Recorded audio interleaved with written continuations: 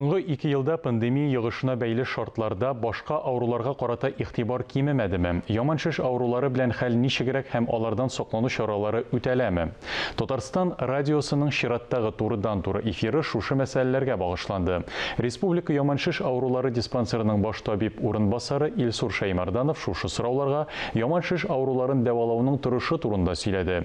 Радио тыңлаучыларның сорауларына җаваплар бирде. Без дә студия кунагына берничә сорау белән мөрәҗәгать иттек. Илсур Васильевич, хәерле иртә. Исәмез, хәерле иртә.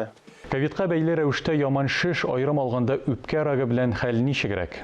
Пандемия бу бит инфекцион чир һәм ул именно безнең инде бөтен дәүләт сәламәтлек саклау оешмасы ул пандемия дип игълан итте һәм бу ялкынсыну китереп чыгара үпкәдә бу коронавирус.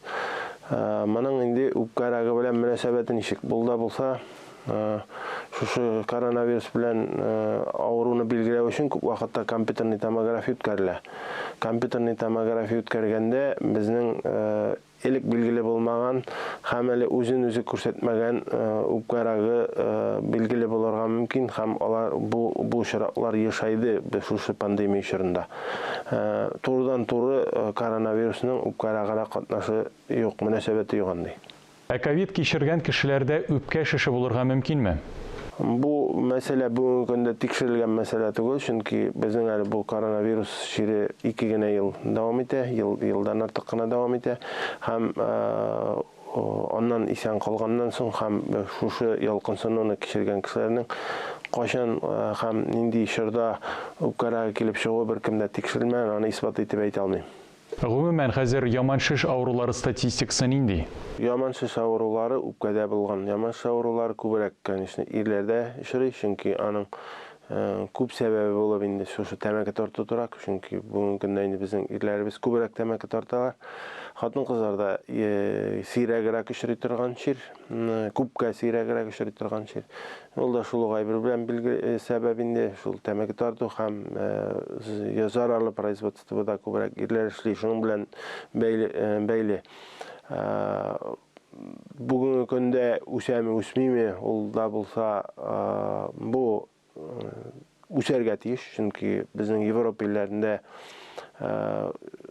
шу ауруларның саны күбрәк. Алга киткән илләрдә дип әйтергә инде ул да булса где-то 600-дән артык 100 мең кешегә очрый яман шеш аурулары. Бездә бүгенге көндә бу сан 372-378 100 мең кешегә. Яшәү озынлыгы арткан саен бу чирләрнең күбрәк очравы күзәтеләчәк. Күп илләрдә, шул ук Япониядә менә шушы инде уртача яшәү гомер озынлыгы ул да 87 яшь тәшкил итә. Аларда бүгенге көндә яман шеш аурулары үлем сәбәбе булып беренче урында торалар. Безнең илдә ул пока йөрәк аурулары беренче урында үлем сәбәбе буларак, икенче урында шушы яман шеш аурулары. Яман шеш ауруларын булдырмау, саклану чараларына да тукталсагыз иде.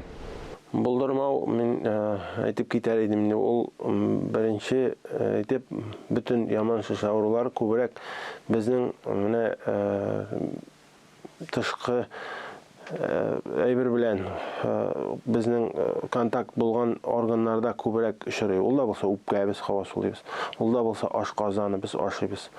Я булмаса булган эшлакларны чыгару ул да юан ишәктә. Я булмаса тиридә күбрәк очрый, чөнки бу органнар безнең шушы тирәендә булган зарарлы матдәләр белән күбрәк контактта булалар. Шуңа күрә әйтәсем килә, сәбәп буларак шушы яман шеш ауруларының сәбәпләре булып, ул да булса безнең тирәендә булган зарарлы матдәләрнең күбрәк безгә карата мөнәсәбәте дип әйтергә кирәк. Чөнки менә шул ук тәмәке тартуны алыйк, без бит үзебез теләп тартабыз, үзебез теләп шушы зарарлы матдәләрне организмга кертәбез.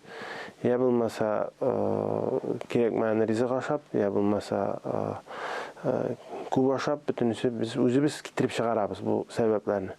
Бу күбрәк инде ничек китереп чыгармаска алда булса, шушы сәламәт яшәү рәвеше алып бара кирәк.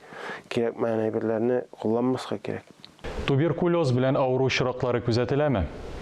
Туберкулез белән заниматься итмим инде, ул инфекционный чирләргә керә, хроник инфекционный чирләргә керә.